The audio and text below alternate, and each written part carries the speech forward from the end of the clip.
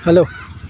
तो आज की तारीख सबसे पहले 5 नवंबर 2025 और सबसे मेन बात, सबसे अहम बात जो कल मैं भूल गया था यहाँ पर बोलना, वो थी मेरे दादाजी के बारे में, बाबा के बारे में। कि जब मेरा रिज़ल्ट आया था उस दिन मैंने ख़ास करके उनको बहुत याद करा। ये चीज़ मैं कल बोलना कैसे भूल गया इस वीडियो में मुझे पता नहीं। और जब मैं इस जगह से निकला वापस घर जाने के लिए, तब मेरे को याद आया कि यार बाबा का ज़िक्र करना, बाबा के बारे में बोलना, बाबा को याद करना तो रह ही गया। तो सबसे पहले वो गलती मेरी, मैंने बहुत सोचा था पहले मेरे एग्ज़ाम के टाइम पे, जब मैं एग्ज़ाम में पढ़ता था, मैं रोज़ सोचता था कि जब मेरा एग्ज़ाम क्लियर होगा तब एग्ज़ाम के व्हाट्सएप स्टेटस में क्लियर होने पर मैं सबसे पहले बाबा की फ़ोटो लगा के उस पर उनसे माफ़ी मांगूंगा कि मैं आपके सामने मैं सीए नहीं बन पाया। पता नहीं क्यों मैंने वो फ़ोटो नहीं लगाई। शायद मैंने फ़ोटो इसलिए नहीं लगाई क्योंकि मेरे को ऐसा लगा कि इससे इस तरह से मन की बात मन में ही रहे तो बेहतर है। ये मेरे बाबा के लिए, मेरे दादाजी के लिए मेरे मन में जो प्रेम है मेरे मन तक ही रहे काफ़ी है। स्टेटस पे डाल के बताने से कुछ फ़ायदा होने वाला नहीं है। जस्ट जो है वो दिखाने की जो है अच्छाई है मेरी, कि हाँ ये अच्छा है, अपने बाबा को याद करता है, ये सब सुनने के लिए मेरे को स्टेटस पे वो सब नहीं लगाना था। तो शायद इसलिए मैंने वो फ़ोटो नहीं लगाई। लेकिन जब मेरा रिज़ल्ट आया था तो मैंने उस दिन उनको बहुत याद करा था। मैंने, दादी ने, घर में सबको करा था, घर में सब ने किया था, पर सबसे ज़्यादा मैंने ही किया था। क्यों? क्योंकि वो एक थे जो मेरे रिज़ल्ट के लिए बहुत उत्साहित रहते थे। वो हर अटेम्प्ट में मेरे को कहते थे कि मुझे सपना आया तू पास हो गया। मैं भी खुश होता था कि वाह। और जब मैं पास हुआ असलियत में, तब वो मेरे सामने नहीं है, मेरे साथ नहीं है, मेरे को छोड़ के जा चुके हैं। तो अभी थोड़ा मैं इन चीज़ों में मानने लगा हूँ कि सब कुछ कनेक्टेड है, सब कुछ कनेक्टेड है। ये यूनिवर्स, हम लोग, मैं, आप, अगर कोई मेरे को देख रहा है तो मैं, आप, जानवर, सारे पेड़ पौधे, दुनिया की हर चीज़, यूनिवर्स की हर चीज़ आपस में कनेक्टेड है। तो कहीं ना कहीं ये मन में मेरे बिलीफ है कि जो भी उनका अगर अपन उसको बोले सोल या एग्जिस्टेंस, कहीं भी कुछ भी, अगर मेरे दादाजी की, मेरे ग्रैंडफादर की अगर कोई आइडेंटिटी अभी भी कहीं पर होगी एग्जिस्टिंग, कहीं पे भी, भले ये इलॉजिकल साउंड हो सकता है, मेरे को खुद को ये चीज़ इलॉजिकल साउंड हो रही है क्योंकि मैं इतना नहीं मानता इन सब चीज़ों को। भाई जो है सामने वो है, बाकी सारी लिखी पढ़ी बातें हैं, मानी हुई बातें हैं। पर इन मामलों में जब घर के लोगों की बात आ जाती है, घर के सदस्यों की बात आ जाती है, हमारे जो दिल के करीब लोग होते हैं उनकी बात आ जाती है, पर कहीं ना कहीं मन मानने के लिए मजबूर हो ही जाता है कि हाँ कहीं ना कहीं से देख रहे हैं। तो जहाँ से भी वो मेरे को देख रहे होंगे अभी फ़िलहाल, अभी ये रिकॉर्ड करते हुए भी, और जब मेरा रिज़ल्ट आया था तब भी ज़रूर खुश हुए होंगे, बहुत ज़्यादा खुश हुए होंगे। जो मेरे ताऊजी थे, भाई जिनको मैं कहता था, उनका सपना था सीए करना। वो फैमिली के पहले सीए होते, लेकिन उनकी तबीयत ख़राब होने के कारण से उनकी बहुत पहले ही डेथ हो गई, 20 साल पहले, बहुत यंग एज में। तो उनका सपना मेरे परिवार वाले, मेरे घर वाले कहते हैं चलो मैंने पूरा कर दिया, एक ही बात है, वो करे मैं करूं, एक ही बात है। तो वो दोनों बड़े खुश हो रहे होंगे जब भी वो मेरे को ऊपर से देख रहे होंगे, कहीं से भी देख रहे होंगे, अगर देख रहे होंगे तो। ये रही बात बाबा की, और मेरा अफसोस कि कल मैं उनको इस जगह पर याद नहीं कर पाया। और ये चीज़ का गम मेरे को हमेशा रहेगा कि अगर मैं थोड़ी और मेहनत कर लेता, अगर मेरी कुछ कमियां ना रहती, तो मैं उनके सामने ही उनको, ये उनकी आखिरी इच्छा, मेरे को सीए बनता हुआ देखने की उनकी आखिरी इच्छा मैं पूरी कर देता। नाचते, गाते, चिल्लाते, वो सब करते। ठीक है, अब आते हैं बात आज की, 5 नवंबर। मैंने मेरे घर वालों को कल, मेरे माता पिता को कल बता दिया था कि मेरे मन में क्या चल रहा है मेरे आगे करियर को लेकर। देखिए, बाहर घूम रहे थे, चक्कर लगा रहे थे वो, तो मैं भी चला गया उनके साथ रात को कल। और बड़े ही डर के भाई, कभी कभी ऐसा होता है कि भाई हमारे मन में जो इच्छा होती है वो सामने वाले, हमें माता पिता कभी हमें सपोर्ट नहीं करते, हमें मना कर देते हैं मुंह पे ही, मत कर। उन्होंने फ़िलहाल मेरे को मुंह पे तो मना नहीं करा, उन्होंने कहा कि हाँ करो, जो करना है करो, जो इच्छा हो वो करो। अब करना किसको है? करना मेरे को है। तो हाँ, एक बोझ तो निकल गया मन से कि बताना है उनको, पता नहीं है, क्योंकि उनको बिल्कुल आइडिया नहीं था इस चीज़ का कि मेरे को टीचिंग में जाने की इच्छा है, सीए में। उनको इस चीज़ का कभी आइडिया नहीं था, क्योंकि मैंने उनको कभी ये बात बोली ही नहीं। बाल उड़ रहे हैं मेरे, ये जो बैंड लगाया हुआ है वो इन बालों को भी समेट नहीं रहा है। बाल अभी छोटे हैं या फिर अभी सूखे हुए हैं, इसलिए ये आगे की तरफ आ रहे हैं। खैर, तो कभी उनको मैंने ये चीज़ आइडिया नहीं लगने दी थी इतने सालों में कि मेरे को सीए में कोई सब्जेक्ट पढ़ाने की भी इच्छा है। मैंने कल बता दिया, बोले कि हाँ ठीक है, देख लियो, कर लियो, जो करना कर लियो। काफ़ी टाइम पहले जब हम हमारे लाइफ के इनिशियल फेज़ पे होते हैं, जब हम शुरू में होते हैं, जब हमारे अंदर बहुत शौक़ होते हैं, बहुत इच्छाएं होती हैं, हम सोचते हैं कि यार यहाँ करेंगे, वो करेंगे, बड़े बड़े शहरों में जाके काम करेंगे, घूमेंगे फिरेंगे। पर जैसे जैसे टाइम बीतता जाता है तो दो तरह के लोग होते हैं जो एक बार में उनको सक्सेस मिल जाती है और वो अपना वहाँ पे जाके सेट हो जाते हैं। कुछ होते हैं जो सक्सेस ना मिलने के कारण जल्दी या फिर कुछ परिस्थितियों के कारण उन सपनों को साकार नहीं कर सकते, प्लस उन सपनों को साकार ना करने का गम भी उनके अंदर नहीं रहता, वो आज को देखकर संतुष्ट रहते हैं। तो मुझे ऐसा लगता है कि मैं उस कैटेगरी में हूँ कि मैं आज को देखकर संतुष्ट हूँ। टेंशन अभी भी है कि क्या करना है, क्योंकि अभी तक एग्जीक्यूट कुछ नहीं करा। अभी तो मैंने इतना सोचा है फ़िलहाल कि मैं मेरी पढ़ाई को थोड़ा अपडेट करूँगा। जो मेरे डायरेक्ट टैक्स और इनडायरेक्ट टैक्स के जो मेरे सब्जेक्ट्स हैं, मेरे टच में नहीं है वो सब्जेक्ट्स, तो मैं उनको फिर से टच में लाऊंगा। उनके जो अपडेट्स हुए हैं उनको पढ़ूंगा, अमेंडमेंट्स जो हैं वो करूंगा, और जो मैं नॉर्मली ऑनलाइन डाउट सॉल्व करता रहता हूँ लोगों के, सीए का लोगों को बताता रहता हूँ कैसे क्या करना चाहिए, और लोगों को बातें समझ भी आती हैं, वो करूँगा साइड में। और मेरी जो प्रैक्टिस मेरे को सेटअप करने का मैंने सोचा हुआ है अभी फ़िलहाल, और घर वालों को भी बताया हुआ है, उससे रिलेटेड मैं मेरी पढ़ाई इन एनी केस मेरे को जारी रखनी ही पड़ेगी। चाहे मैं मेरे जॉब के लिए जाऊँ, चाहे मैं मेरी प्रैक्टिस में जाऊँ, या मैं टीचिंग में जाऊँ, पढ़ाई तो मेरे को अपडेट करनी ही पड़ेगी, वो मैं करूँगा। आज मैंने फ़िलहाल मेरा मेंबरशिप का फॉर्म भर दिया है, चार्टेड अकाउंटेंट में बन गया हूँ, तो उसकी मेंबरशिप का फॉर्म अभी मैं घर पे भर के आ रहा हूँ, पिताजी के साथ बैठ के भरा था। सिग्नेचर, फ़ोटो, आधार, पासपोर्ट वगैरह ये सब उसमें लगा, वो भर दिया। मेरी इच्छा ये भी है कि मैं आरटीआई से मेरी कॉपियाँ मंगवाऊँ। ऑडिट का लास्ट पेपर जो मैंने लिखा था, वो उस समय मैं एग्ज़ाम में बैठ के सोचता था, जब भी मैं कोई पहले की बात कोई सोचता हूँ और आज जाकर मैं याद करता हूँ कि हाँ मैंने उस दिनों बात सोची थी, मुझे बड़ा अच्छा लगता है सोचकर, बड़ा अच्छा लगता है। कोई बात हो सकती है, कोई दिन हो सकता है, बहुत ख़ास दिन, कोई फेस्टिवल का सीज़न, मैं बहुत करता हूँ ये चीज़। इस चीज़ को मैं बोलूँ कैसे ये मेरे को अभी भी नहीं पता, लेकिन मैं यहाँ पे कोशिश करूँगा ये बात बोलने की कि जिस दिन मैं मेरा ऑडिट का पेपर लिखने बैठा था एग्ज़ाम हॉल में, मेन एग्ज़ाम हॉल में, जो हमारा शहर में डीएवी कॉलेज आता है, वो मेरे को अभी भी चेयर ध्यान है, कुर्सी ध्यान है, जहाँ बैठ के मैंने वो ऑडिट का पेपर लिखा था। और लिखने से पहले मैंने मेरे दिमाग में सोचा था कि क्या हो रोहन, अगर सच में तेरे ज़िंदगी का लास्ट पेपर हो, तेरे सीए का लास्ट पेपर हो, यानी इसके बाद तेरे को सीए के एग्ज़ाम में बैठने की ज़रूरत ना पड़े। उस समय थोड़ा नामुमकिन सा लगता था, क्योंकि ऑडिट मेरे लिए थोड़ा सा चैलेंजिंग सब्जेक्ट रहा है। उस समय बड़ी नामुमकिन सी लगी थी ये चीज़ कि क्या ये सच है, क्या आज मैं आखिरी बार यहाँ पर बैठा हूँ सच में। हाँ, जब रिज़ल्ट आया तभी बात साबित हो गई कि हाँ उस दिन आखिरी बारी में बैठा था उस पेपर में। उस पेपर में मैंने कुछ आंसर्स लिखे, चाहे कोई सही था कुछ गलत था, लेकिन मैं पास हुआ। अब मेरी इच्छा ये है कि वो जो कॉपी है, वो मेरी लाइफ की आखिरी कॉपी, वो मेरी लाइफ के चार्टेड अकाउंटेंट के एग्ज़ाम की आखिरी कॉपी मेरे को मंगवानी है। उसका प्रिंट लेकर के मेरे को मेरे पास रखना है हमेशा के लिए। कभी भी मैं उसको यादगार के रूप में देखूं कि देखो उस दिन, उस पर्टिकुलर दिन पे मैंने क्या लिखा था। ये मेरे हाथ से लिखे हुए आंसर्स हैं, ये मेरे हाथ का लिखा हुआ पेन है, ये मैंने लिखा है, ये मैंने लिखा हुआ गलत करा है, ये चेक हुई मेरी कॉपी, ये रोल नंबर, ये डेट। और आज मैं उसको सालों बाद, 10 साल, 20 साल, 30 साल, जब तक मैं ज़िंदा हूँ, मैं उसको बार बार देखूँ उसको, और उस दिन को महसूस करूँ, उस दिन को महसूस करूँ जब मैंने आखिरी पेपर मेरा लिखा था। मेरी बहुत इच्छा है, करूँगा, इसको भी अप्लाई करूँगा। कुछ वेबसाइट पे जाकर कुछ फॉर्मेलिटीज़ करनी पड़ती हैं, जिसको आरटीआई कहते हैं, राइट टू इन्फॉर्मेशन, वो करूँगा मैं, और उससे मेरी ये कॉपी में मंगाऊँगा। एक मेंबरशिप का तो मैंने फॉर्म भर दिया, एक ये चीज़ और है वो करनी है अब। इसके अलावा मैंने आज एक सीए से बात करी, जिनके साथ मैंने पहले काम करा हुआ था।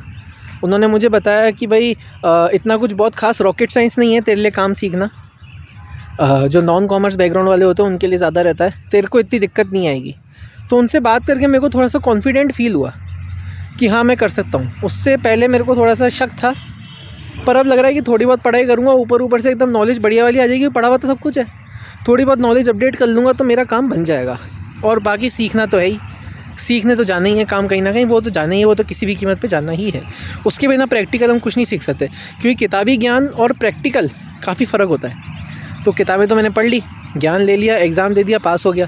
अब वो जो प्रैक्टिकल काम है वो सीखना बाकी है। और प्रैक्टिकल हम कब सीख पाएंगे? जब हमारे दिमाग में थ्योरी फिट हुई होगी। थ्योरी के लिए अपडेट करनी पड़ेगी नॉलेज, क्या ठीक है। तो आज के दिन में फ़िलहाल इतना ही रहा। दादी की तबीयत थोड़ी सी क्या कहते हैं, नासाज थी, नासाज कहते हैं शायद, मैंने वर्ड सुना हुआ है ये कहीं, थोड़ी ख़राब हुई आज। नॉर्मल तरीके से ख़राब होती रहती है, उनको घबराहट होती रहती है, वो हुई। और मेरे दादाजी का एक फ़ंक्शन होना बाकी है अभी कुछ टाइम बाद, अभी 10 दिन के बाद। जो उनकी डेथ हुई थी, जो मैंने उनको खोया था, उसका एक लास्ट फंक्शन जिसमें रिश्तेदारों का खाना पीना हुआ करेगा, पूजा होगी, उसकी थोड़ी सी प्लानिंग करी। इसके लिए कल मैं मंदिर भी गया था पिताजी के साथ, मेरे पंडित जी से बात करने के लिए। वहाँ बैठा, वहाँ मेरी एक आदत, पता नहीं क्या है, बचपना है या क्या, मेरी पागलपंती है ये। उनके सामने अपन ऐसे हड्डियों को बजाते ना अपन हाथ में, जैसे एक हाथ से दूसरे हाथ की हड्डियाँ बजाना, या दोनों हाथों को मिला के एक कड़क सी आवाज़ आती है, वो मैंने करा। वो हमेशा चिढ़ते हैं पंडित जी उससे, बेटा ये नहीं करते। और मेरे को जब ये बोलते कोई कि बेटा ये नहीं करते, वो चीज़ करने में सबसे ज़्यादा मज़ा आता है मेरे को, कि भैया इनको छेड़ो। मेरे आर्टिकलशिप के दौरान जब मैं मेरे बॉस के साथ बैठता था, मेरे सर के साथ बैठता था, तब मेरे क्या कीड़े रहते थे, उनके सामने बैठता था, सामने उनका पेन पड़ा हुआ रहता था, होता है टिचिक वाला, वो पड़ा हुआ है। मेरे को पता है कि अगर मैं टिचिक आवाज़ करूँगा तो सामने वाले इंसान चिढ़ेगा, और मैं करता था, वो चिढ़ते थे, वो बोलते थे बेटा ये क्या कर रहा है। मेरे को बड़ी हंसी आती थी। तो सेम चीज़ मैंने कल करी। वैसे तो मैंने वो अनजाने में करी, लेकिन मेरे को ये पता था कि अगर मैं वो हड्डियों की आवाज़ करूँगा तो बोलेंगे, वो बोले। बस यही कुछ चीज़ें चली कल से लेके आज तक। और मम्मा ठीक हैं, मेरा भाई पुणे में ठीक है, पिताजी ठीक हैं। हाँ, पिताजी के दांत में आज तकलीफ़ है उनके, तो उसका इलाज आज कराने गए थे। वहाँ बैठे हम थोड़ी देर डॉक्टर के, वहाँ पे काफ़ी टाइम लगा आज। और जो भी मेरे को मिल रहा है इतने टाइम में, 2-3 दिन में जो भी मेरे को मिला कि बेटा तेरा सीए हो गया, अब क्या कर रहा है, यही पूछ रहे हैं अब क्या करेगा तू आगे। तो पहले क्या होता था, मैंने ये देखा कि पहले के टाइम में मैं काफ़ी बनावटी चीज़ें बोलता था, मतलब या तो बना करके, या फिर कुछ ऐसा कि मैं सामने वाले को कन्विंस कर दूं और वो या तो मेरे से खुश हो जाए, या फिर वो वाह करके वहाँ से चला जाए। लेकिन अब जा कर के ये चीज़ें समझ आती हैं कि अपन जितना सच बोलेंगे उतना ही अपन खुश रहेंगे। ये बात मेरे पिताजी मेरे को बचपन से सिखाते आ रहे हैं कि झूठ नहीं बोलना है।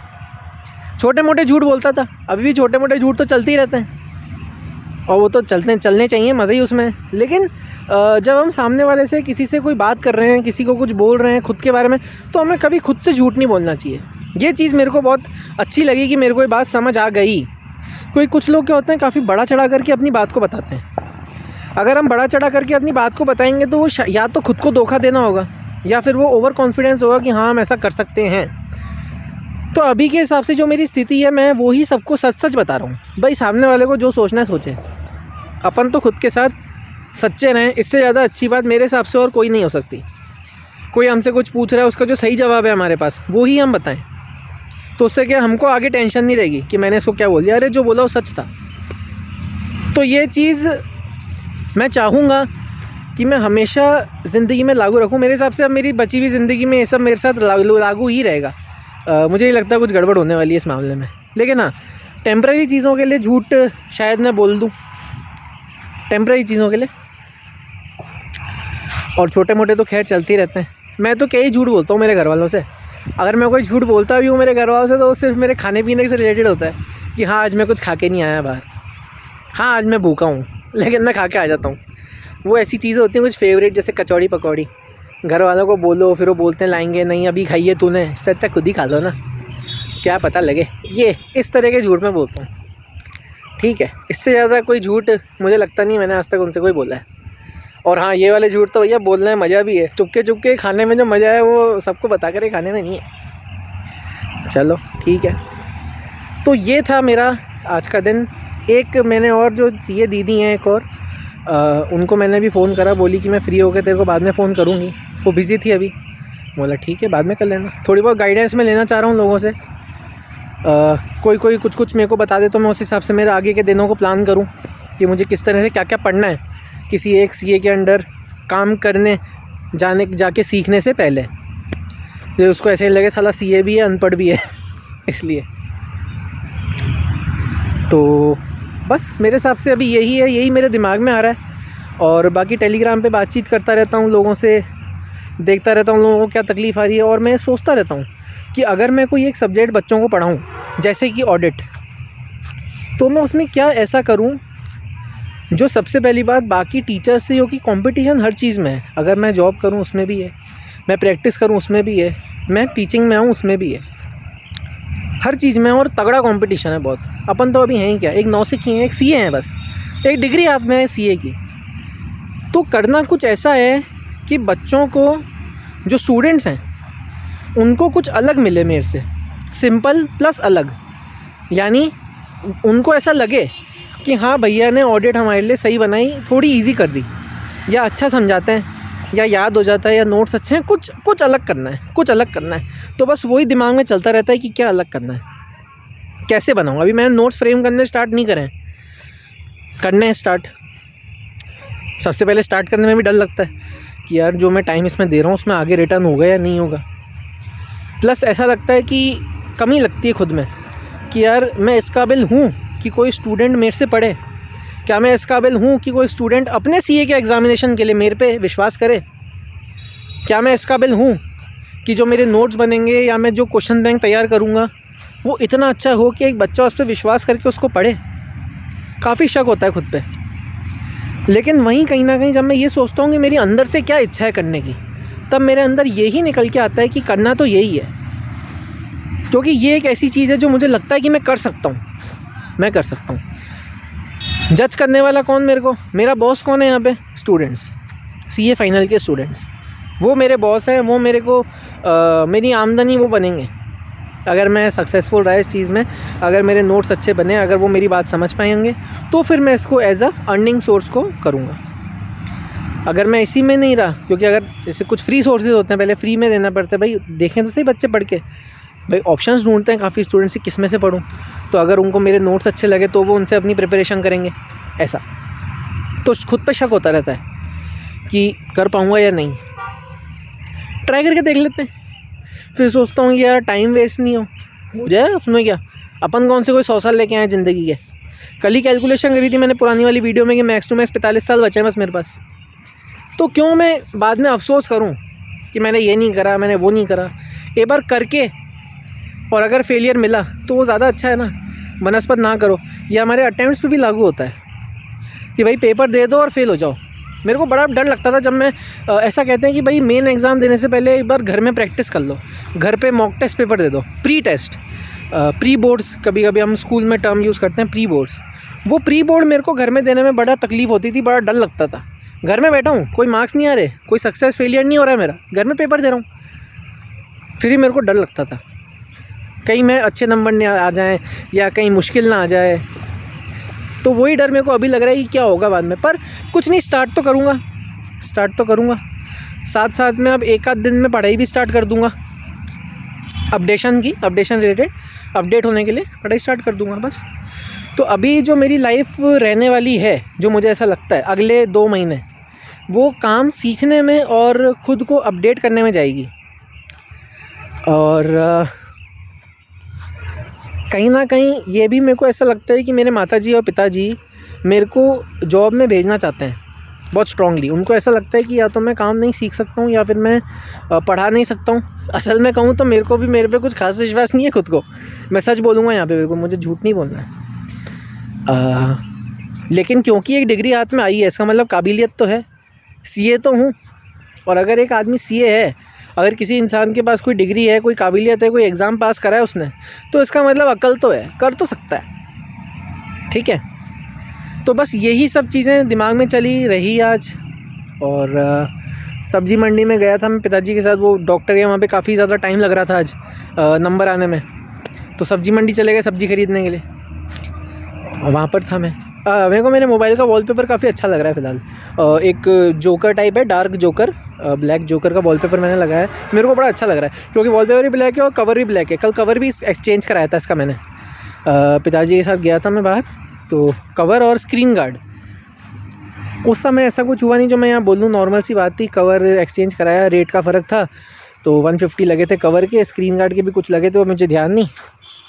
एक बहुत ही पुराना आदमी था स्क्रीन गार्ड वाली मोबाइल पे जो उनके यहाँ पे सदियों से काम कर रहा है, उसने लगाया था। वो शायद डेफ एंड डम थे शायद, जहाँ तक मेरे को ध्यान है। बोल तो नहीं पाए थे, डम तो थे, डेफ थे या पता नहीं, ये नहीं पता। तो बस ये थे मेरे कुछ पल लाइफ के आज और कल से रिलेटेड, जो पिछले 24 घंटे बीते इस वीडियो, पहली वाली वीडियो को अपलोड करने के बाद। मैं चाहूँगा कि जो मैं करूँ उसमें मेरा टाइम बर्बाद ना हो, मैं कुछ ऐसा ना करूं जिसमें मेरा टाइम वेस्ट हो, और जितना हो सके मैं लोगों की मदद करूं और सच्ची मदद करूं, और मैं समझ पाऊं कि जो मैं कर रहा हूं वो सही है या नहीं है। ठीक है, ये थे मेरे दिन, और उम्मीद करूंगा वापस इस वीडियो पे कभी आऊं, कभी इस वीडियो को फिर से सुनूं, और कभी इन वीडियोस को फिर से स्क्रॉल करूं अगर ये वीडियोस रहीं तो, या अगर मैं रहा तो। ठीक है, तो बाय रोहन, बाय, और कल मिलते हैं अब। चलो टाटा।